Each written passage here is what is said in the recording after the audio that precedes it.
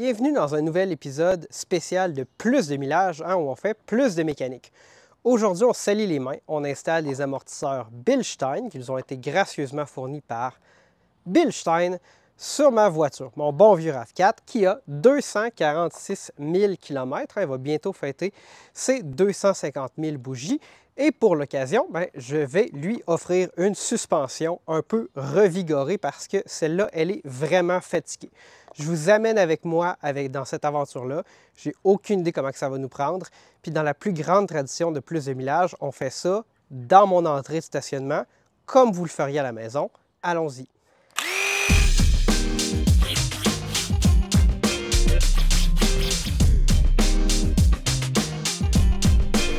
La première étape, ça va être de soulever la voiture. Nous allons utiliser un cric hydraulique 3 tonnes pour ça. Je vais vous mettre le lien dans la description de cet outil-là et des autres outils qu'on va utiliser, ou pour la plupart d'entre eux, dans l'épisode, mais je vais arrêter de vous en parler. C'est à vous, si vous voulez aller voir les liens dans la description de le faire. Allons-y.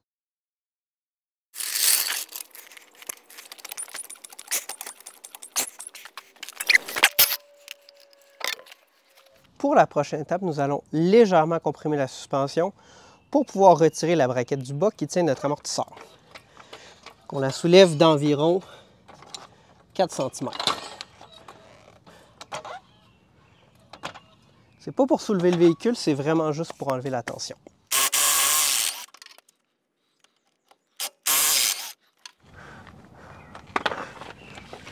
Beaucoup plus facile à faire avec une clé à choc, évidemment. On doit ensuite retirer une petite braquette qui tient notre câble de frein à main. Et c'est pour éviter d'endommager le câble quand la suspension sera démontée.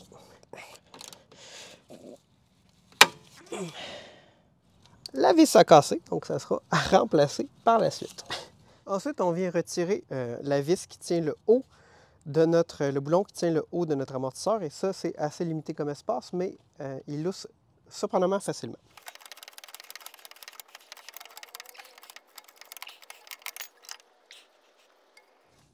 On a réussi!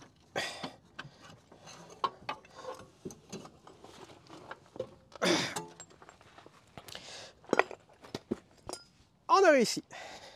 On a réussi à retirer notre ancien amortisseur. Il faut évidemment récupérer la braquette qu'on a ici. Donc, on va utiliser la clé à choc pour venir retirer le bas de l'amortisseur. Et voilà, c'est aussi simple que ça. Les amortisseurs qu'on utilise de Bilstein, c'est des B8 TerraSport. Plusieurs catégories. B4 qui est équivalent aux composantes originales du manufacturier. B6 qui est plus heavy duty, service intensif. Et ceux-ci qui sont, je crois, mécaniquement très similaires au B6, mais qui viennent à l'arrière avec un petit espaceur qui permet de très légèrement surélever la suspension. Vous voyez, c'est à peu près 1 cm de plus. Et ça va correspondre à la même hauteur que celle qui est donnée par les amortisseurs à l'avant que je vais vous présenter plus tard dans la vidéo. Donc, normalement, si on remplaçait seulement les amortisseurs, on pourrait refaire à l'inverse toutes les étapes que je viens de faire, sans casser la vis, qu'on a vu tantôt, et puis installer les amortisseurs. Mais là, je vais aller un peu plus loin, puis je vais aussi remplacer d'autres composantes. Le RAV4 est assez vénérable. Et je veux remplacer des caoutchoucs qui sont là aussi, ainsi que les biellettes de barre stabilisatrices, si elles s'enlèvent bien, parce que j'avais prévu faire ça il y a quelques années. Je pensais qu'elles étaient brisées, mais c'était juste à l'avant finalement que j'avais un bruit, fait que je ne m'étais pas rendu à faire celle de l'arrière. Là, j'ai les pièces. On va voir si on a le temps de faire ça aujourd'hui. Allons-y. Dans tous les cas, il faut retirer l'écrou du bas de la biellette de barre stabilisatrice, donc on va devoir ici rabaisser notre suspension. Là, il y a un ressort, évidemment, mais on n'a plus d'amortisseur. La biellette n'était pas très collaboratrice, puis c'est pas que je manque de force, c'est que je ne veux pas casser la vis, donc on va utiliser la clé à choc, ce qui devrait nous aider.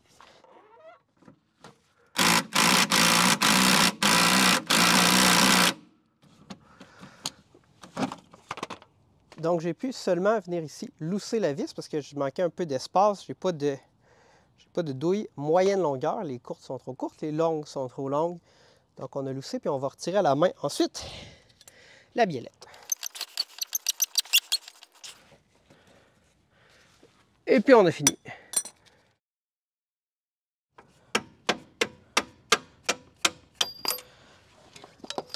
Et notre écrou est finalement sorti. Donc maintenant qu'on a retiré l'écrou de notre bras de suspension du bas, on va pouvoir détendre notre cric hydraulique.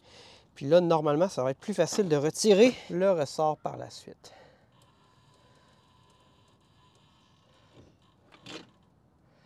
Et voilà, on voit que le bras s'est libéré du moyeu.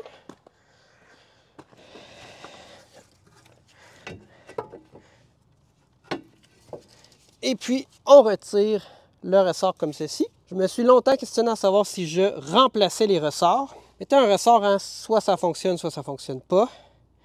Et puis, il y a des caoutchoucs ici. Ceux-là, j'ai décidé de les remplacer, mais celui-ci a surprenamment l'air en bon état. Celui du bas est plus magané, endommagé, hein, avec un trou dedans. On va remplacer les deux pour la bonne forme. Ça m'a coûté 170 $ chez Toyota pour 2 ensembles de ces caoutchoucs-là. Ce que je trouve qui est absolument atroce pour des pièces qui coûtent à peu près 25 cents à faire. Mais, écoutez, c'est la vie. Il n'y en avait pas sur les sites de revente de pièces, ou en fait sur les distributeurs de pièces. Donc, c'est ce que ça coûte aux poubelles. On va maintenant venir retirer, là vous ne verrez pas ça bien, mais le support du haut, hein, de notre ressort, parce qu'on va aller installer notre espaceur de la Victoire. Et voilà, c'est fait beaucoup plus facile que je ne le croyais. Donc ça ici, cette pièce-là, je me demandais si je devais la remplacer, et puis on m'a dit chez Toyota que ça ne se vendait pas. Donc ici, ce qu'on va faire, c'est retirer la biellette de base stabilisatrice.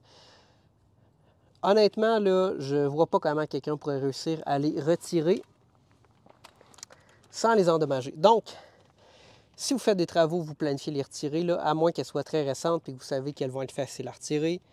Planifiez les enlever.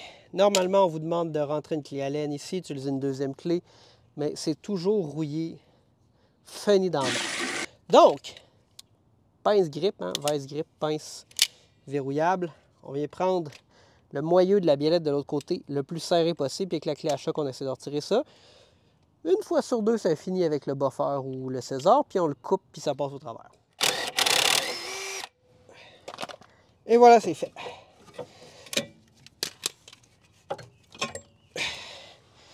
Donc, notre biellette de base stabilisatrice, hein, ben, en fait, c'est que les caoutchoucs sont complètement détruits. La biellette elle-même, c'est sûr qu'elle bouge bien. Pas ma main de là. Normalement, c'est ça ici qui brise. Mais après une douzaine d'années, une voiture, là, tout ce qui est en caoutchouc va être endommagé.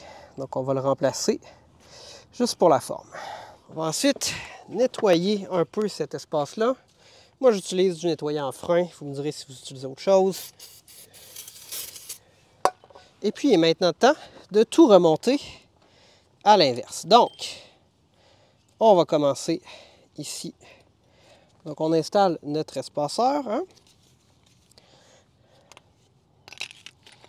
J'utilise la même vis de compagnie. Pas de clé à choc ici. Je ne veux pas non plus appliquer de couple avec la clé à choc. Ce qui est particulier, en fait, c'est qu'on a une vis qui n'a pas de tête à l'autre bout. Donc, on vient visser la vis dans le châssis de la voiture avant de serrer l'écrou qui lui-même est utilisé pour le serrage de tout le montage. Donc là, notre petite vis qui monte dans le châssis, elle est à côté. Il y a vraiment comme une face plate au bout. Alors que, vous voyez, ça ici, c'est encore lousse. Donc, on serre la première vis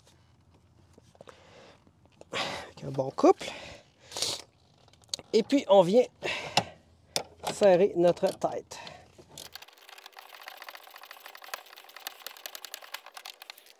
Et puis, finalement, on va appliquer le couple prescrit par le manufacturier. Et ça peut être difficile à trouver. Je vous invite à tenter de vous informer de manière responsable parce que ça va être différent pour chaque voiture. Et voilà, on a appliqué le couple requis. On va ensuite aller mettre la biellette stabilisatrice. À l'arrière, je mets les mêmes biellettes que j'avais déjà achetées à l'avant de ma voiture, faites par Moog. C'est vraiment pas une commandite. Ce que j'ai mis à l'avant, ça a bien fonctionné. Ça a duré plus longtemps que les biellettes d'origine, plus longtemps que les autres biellettes que j'avais mis avant. Donc, je les recommande. Ils nous ont rien donné. Une des raisons pour lesquelles j'aime les biellettes qui viennent des tiers parties, c'est que souvent, plutôt que de mettre dans la face un trou de clé Allen qui est impossible, ça strippe toujours, à faire fonctionner, ils viennent vous mettre ici un écrou, ou plutôt un truc qui a 4 faces à l'arrière, pour venir insérer une clé, puis faire un contre-couple, et ça fonctionne toujours beaucoup mieux que ce que le manufacturier fournit. Je ne sais pas pourquoi, il n'adopte pas la même technique. Ils sont aussi graissables, donc il faut avoir un fusil à graisse. Et j'en ai un, et je graisse religieusement mes biellettes de barre stabilisatrice à l'avant depuis près de 85 000 km que je les ai, et j'ai jamais eu aucun problème, aucun bruit, quoi que ce soit. Je les graisse aux 6 mois, ça va super bien. Je vais le faire ici d'ailleurs, avant de les installer sur la voiture. Ça va être plus simple et plus visuel pour vous. Donc, on vient mettre ça sur le truc qu'on appelle, le bidule qu'on appelle un zerg en anglais. Et alors que j'injecte de la graisse, on va voir ici le petit coussinet qui se gonfle. Si on exagère un peu, il y en a qui sort. Donc, ne pas trop en mettre, là, j'ai fait exprès. Beaucoup plus facile à installer quand la suspension est détendue, je vous dirais. Donc, on vient bloquer à l'arrière avec la clé. C'est quand même difficile de filmer et parler en même temps. Donc, voilà. C'est serré. On peut maintenant aller visser le bas. Pour le bas, il fallait démonter ici un petit caoutchouc. La raison pour laquelle il y a toujours des caoutchoucs et qu'on n'est pas métal sur métal dans une voiture, c'est que sinon, ce serait bruyant et inconfortable. Ici, ça permet de réduire le NVH, Noise, Vibration, Harshness, bruit, vibration et friction, je sais pas. Bref, je vais être un peu critique de Moog ici et vous dire que ils n'utilisent pas les mêmes dimensions d'écrou que Toyota. Ben, même filet peut-être, mais pas les mêmes dimensions au niveau des boulons et écrous.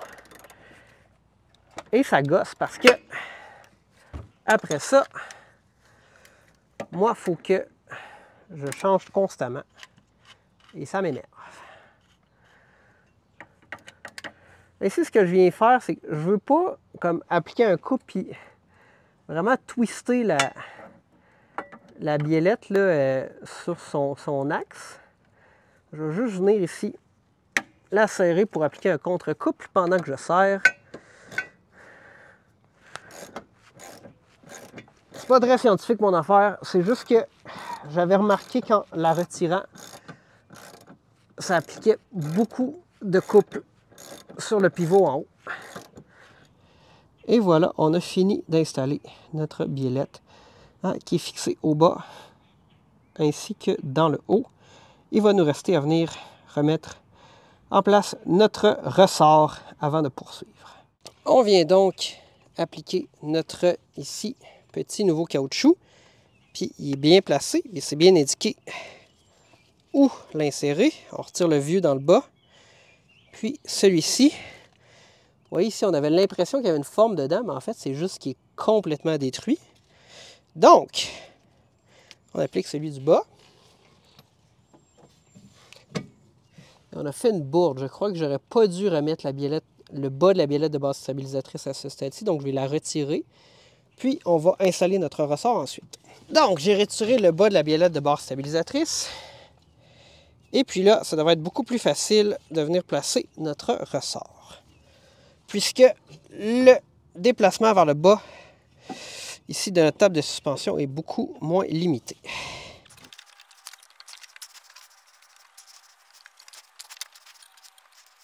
Je suis comme un peu surpris parce que là, il reste juste à réassembler, puis ça a surprenamment bien été. Ça part la petite vis là, M6 qu'on a cassée. Pour l'étape suivante, je vais venir utiliser ici mon cric hydraulique pour tout placer. Donc on veut comme simuler en fait là, le poids de la voiture. Ici, je fais face à une petite difficulté, en fait, qui est liée au fait que c'est ici, notre bras de suspension du bas n'est pas parfaitement aligné avec ça.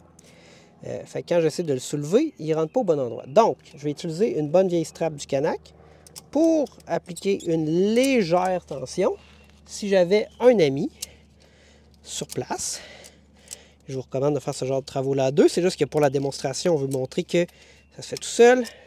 Vous pourriez utiliser un ami avec une barre de force pour faire la même chose de manière sécuritaire. Et puis là, on va venir soulever la voiture et tenter de réinsérer notre écrou pour le bras de suspension. Donc là, après un peu de tergiversation, on a réussi à aligner notre vis. Et on peut venir appliquer le torque final sur cette composante-là, tel que prescrit par le manufacturier toujours. Et voilà, il ne nous reste plus qu'à réinstaller la biellette de barre stabilisatrice à l'arrière. Donc ici, c'est une petite erreur qu'on avait faite au début. On avait retiré, ou plutôt réinstallé cette composante-là trop tôt. Donc, on vient mettre le petit caoutchouc qui est tombé.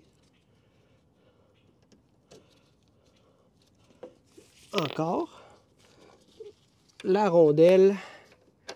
Et puis notre écrou à 15 mm qui me déçoit un peu. Toyota, typiquement, on a 10, 14, 17, 19, 21. Rarement 19. Pas mal du 10, 14, 17.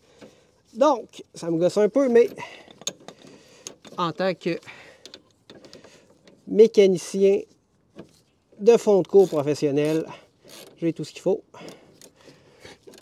Et on vient serrer. Je vais légèrement relâcher la pression sur la suspension. J'en vais appliquer beaucoup pour l'installation du ressort. Et voilà, on a pas mal fini. Il va nous rester à installer la roue. Et puis, une fois que la roue sera installée, on aura terminé ce premier côté-là. On va essayer de trouver une solution aussi pour notre petite braquette un peu plus tard.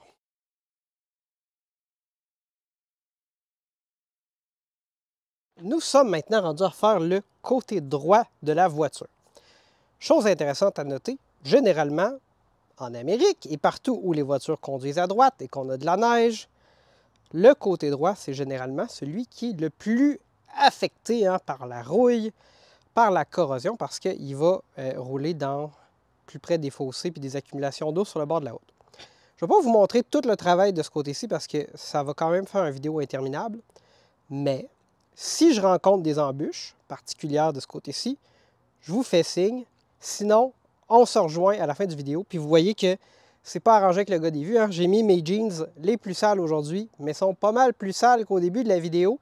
Ça a pris environ 2h45, 3h faire le premier côté. Évidemment, je filmais pendant ce temps-là, ce qui prend un peu plus de temps. Si tout se passe bien, ça devrait nous prendre à peu près 2 heures faire le deuxième côté. Une différence entre les amortisseurs d'origine et ceux de Bilstein, c'est qu'ici, vous voyez, on a un vrai protecteur en caoutchouc, plutôt que juste ici un cache ou un truc protecteur en acier qui est quand même ouvert. En théorie, ça devrait permettre à ce qu'il y ait moins de débris qui entrent à l'intérieur et donc de maintenir des amortisseurs qui durent plus longtemps. Évidemment, la voiture a 246 000 km. Je ne m'attends pas à en faire 246 000 de plus sur les nouveaux, mais au moins, c'est bien de savoir qu'ils font bien les choses. On arrive maintenant à la fin de notre installation du côté droit. Ça a relativement bien été. La biellette de barre stabilisatrice, elle, n'a pas voulu coopérer. Ça a fini avec le César et des lames au carbure. Mais sinon, j'ai réussi à m'en sortir. On a réussi à préserver de ce côté-ci la petite vis de la braquette. Voilà, il ne nous reste plus qu'à remettre notre pneu. Clé à choc au minimum. Clé dynamométrique. Notre installation est maintenant terminée. Je vais aller valider que tout est correct. Puis, vous voyez, il pleut, là, c'est un peu plus complexe que je croyais. Je me suis mis un gazebo. Donc, je vais valider que tout fonctionne. Je vais ramasser mes trucs, me laver parce que clairement, ce ne fut pas une job très très propre. On n'est pas dans un garage avec un plancher blanc. Puis ensuite, on va se retrouver au volant de ma voiture. Puis je vais vous donner mes impressions de conduite sur l'impact positif ou négatif que ce changement-là aura eu sur le comportement du RAV4. Nous voici maintenant au lendemain de notre installation de la suspension en arrière du RAV4. Qu'est-ce qu'on a fait? On a changé les amortisseurs, on a installé nos beaux amortisseurs Bilstein B8 TerraSport ainsi que les petits espaceurs. À l'avant, qu'est-ce qui s'est passé? Parce que là, on ne vous a pas montré l'installation de la suspension en avant. Fait que j'ai un genre de mea culpa à faire. Ce qui est arrivé, c'est que j'avais reçu les amortisseurs Bilstein. J'ai acheté un kit d'amortisseurs préassemblés, des Quickstrut, parce que la voiture a quand même 11 ans. Je ne voulais pas nécessairement récupérer certaines des composantes à l'avant, que ce soit les protecteurs contre la poussière, là, les dust cover ou boot cover, peu importe. Les caoutchoucs aussi, les têtes pivotantes là-dessus. Qui à la limite, tant qu'à être là, parce que c'est tout assemblé, changer les ressorts. Fait que j'ai acheté des Quickstrut. Je voulais faire installer par mon garage les composantes des Quickstrut, parce que j'avais juste les amortisseurs, juste seulement les jambes de force Bilstein. Fait que faire installer toutes les pièces sauf les amortisseurs sur les autres amortisseurs et ensuite les installer moi-même parce que là, il reste à enlever quelques petites composantes, dévisser les 2 grosses vis dans le bas, les 3 dans le haut et puis visser ça. C'est beaucoup plus facile en fait de faire ça que d'assembler soi-même les amortisseurs parce que ça peut être extrêmement dangereux là, de désassembler puis de réassembler des jambes de force. Il faut comprimer les ressorts. Il y a des outils qui se vendent pour faire ça. Honnêtement, j'ai essayé de le faire moi-même. J'ai réalisé que j'avais pas envie de me prendre un morceau de spring ou d'espaceur dans le visage. Et j'ai arrêté. J'ai été voir mon garage. Je leur ai dit d'installer ça, les composantes sur les jambes de force pour que moi, je puisse installer les jambes de force sur la voiture. Et puis, quand je suis arrivé, à ma grande surprise, il était déjà installé sur la voiture. Je ne voulais pas briser l'alignement et tout refaire ça aujourd'hui pour rien. Fait que je les ai laissés là et je vais vous montrer des images. Donc, on est maintenant 100% en Bilstein B8 TerraSport. Le véhicule devrait être environ 2,5 cm plus haut, là, ce qui est très dans la limite du raisonnable et de ce qui est permis au Québec.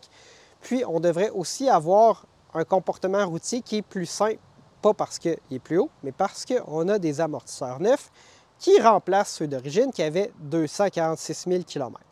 Donc, ce qu'on va faire, c'est qu'on va prendre la route dans le RAV4 puis je vais vous donner les impressions de conduite que j'ai. Ce qu'il faut comprendre, c'est qu'avant aujourd'hui, typiquement, quand je prenais une bosse, ça faisait boum, puis tout finissait dans les stoppeurs. Les amortisseurs, ils étaient vraiment, vraiment, vraiment, vraiment fatigués. Nous voici maintenant au volant du RAV4.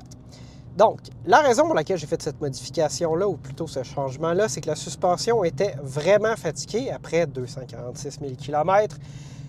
Et en toute transparence, j'ai quand même préservé la voiture des chemins forestiers. Je ne l'ai pas amenée au chalet avant 120 000 kg, parce que, bon, long trajet dans des chemins forestiers de transport de bois.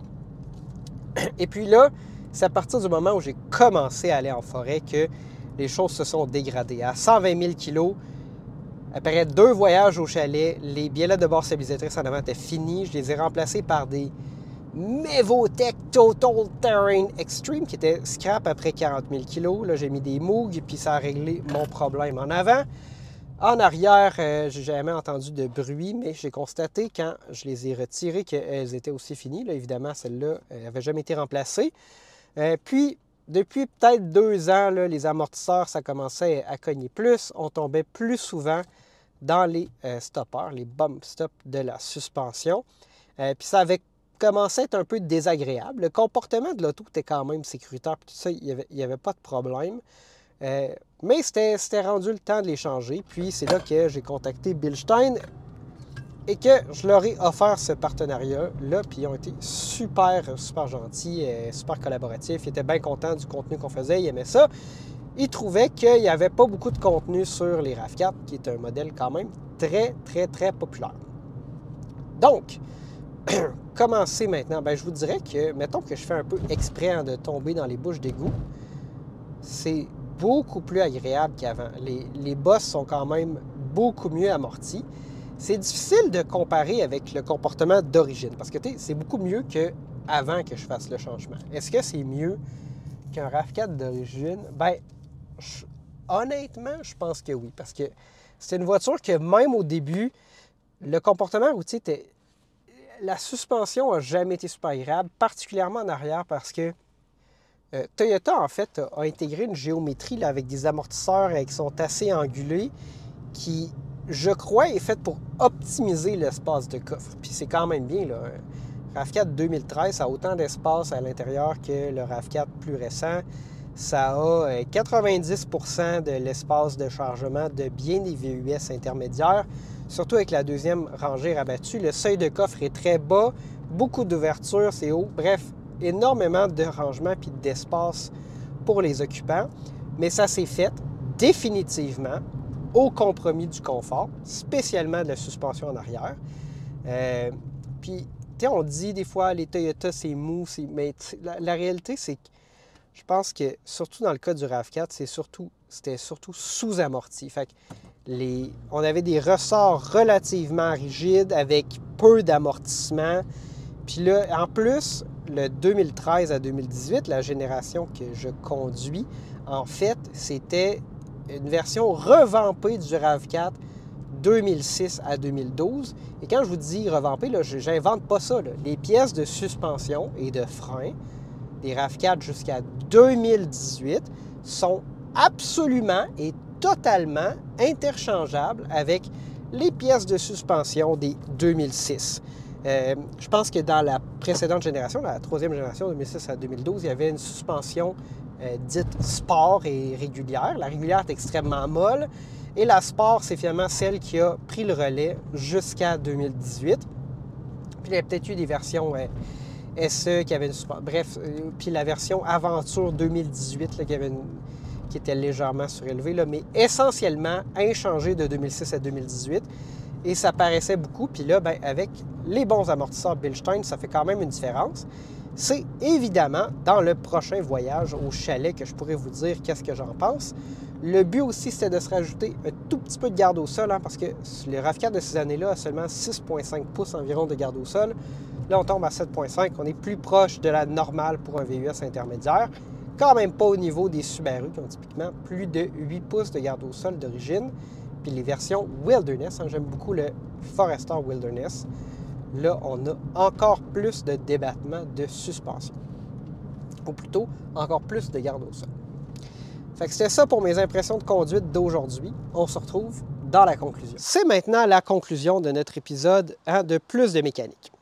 Qu'est-ce qu'on retire de cette histoire-là? Bien, ça m'a pris quand même une bonne journée, hein, un genre de 6-7 heures, installer les amortisseurs en arrière, remplacer aussi les biellettes stabilisatrices, les coussinets qu'il y a au-dessus et en dessous des ressorts, installer les amortisseurs, installer les espaceurs. C'est quand même une bonne job. Je suis pas mal convaincu qu'un mécanicien d'expérience aurait fait ça en 1 à 2 heures par côté. Puis probablement que ça aurait coûté donc à peu près 400 à 600 $ dans ces eaux-là de travail. Je l'ai fait moi-même parce que j'avais envie de le faire. Je voulais aussi le faire chez moi, hein, dans mon entrée, pour que ça soit représentatif de si vous le faisiez chez vous. Est-ce que c'est raisonnable de faire ça? Bien, honnêtement, le faire à 2, ça aurait probablement été mieux. Parce que, il y a certaines manipulations, des fois, qui étaient un peu difficiles. J'aurais pu avoir un peu d'aide hein, quand j'ai utilisé les straps Canac pour être capable de réaligner le bras de suspension du bas pour qu'il vienne bien s'installer sur le moyeu. Par exemple, si j'avais eu un coéquipier, ça aurait été mieux. Fait que je vous invite, si vous voulez faire ce genre de travaux-là, faites-les à 2. Je vous ai juste démontré que c'était faisable à la main. Puis quand on s'embarque dans un projet de même, bien, il faut juste y aller étape par étape. Ici, il y avait quand même beaucoup d'étapes. Mais si on ne s'arrête jamais puis qu'on trouve des solutions quand on fait face au problème, bien, on finit par se rendre jusqu'au bout puis on peut accomplir des belles choses. Fait que c'était quand même vraiment une belle expérience. Je veux remercier Bilstein d'avoir fourni les amortisseurs. Ils ont juste fourni ça. Hein, il n'y a pas de lien dans la description. Il n'y a pas de code promo. Il n'y a pas de site. Il n'y a rien à acheter. On ne vous demande rien. Moi, je crois en cette marque-là. Je suis vraiment content qu'ils aient fourni ça. Je les aurais achetés pareil. Je vais arrêter de casser les oreilles de mes amis en leur disant que j'aimerais ça. Mettre des Bilstein B8 sur mon RAV4, c'est fait. Et puis, si vous avez une voiture ou une voiture électrique, bien, peut-être que Bilstein offre des produits qui vont améliorer le confort ou la performance de votre voiture. Hein, ils font tout, des kits qui ressemblent ou plutôt qui ont un comportement similaire aux composantes d'origine, puis des kits qui vont permettre de rabaisser ou surélever la voiture. Ils font beaucoup de trucs aussi dans le hors-route. Et puis là, on tente un peu ce terrain-là avec le RAV4. Et ça nous donne quelque chose comme, puis là, je vais m'avancer, un genre de RAV4 TRD. Hein. Il n'y a jamais eu de version TRD ou Trail de ce RAV4-là. En 2018, une version Aventure qui était légèrement plus haute, d'à peu près 1,5 pouce. Mais là, ici, on a quelque chose qui est digne d'un TRD parce que, par exemple, les Tacoma TRD sont équipés d'amortisseurs Bilstein. Vraiment une belle expérience. Merci de m'avoir accompagné là-dedans. Si vous voulez voir plus de vidéos de mécanique ou si vous aimeriez que ça soit plus spécifique aux véhicules électriques, n'hésitez pas à l'écrire dans les commentaires. Hein? Plus de millage, c'est plus de millage. On fait avec ce qu'on a. Puis aujourd'hui, je pense qu'on a quand même fait quelque chose de bien. Merci, puis on se dit à la prochaine.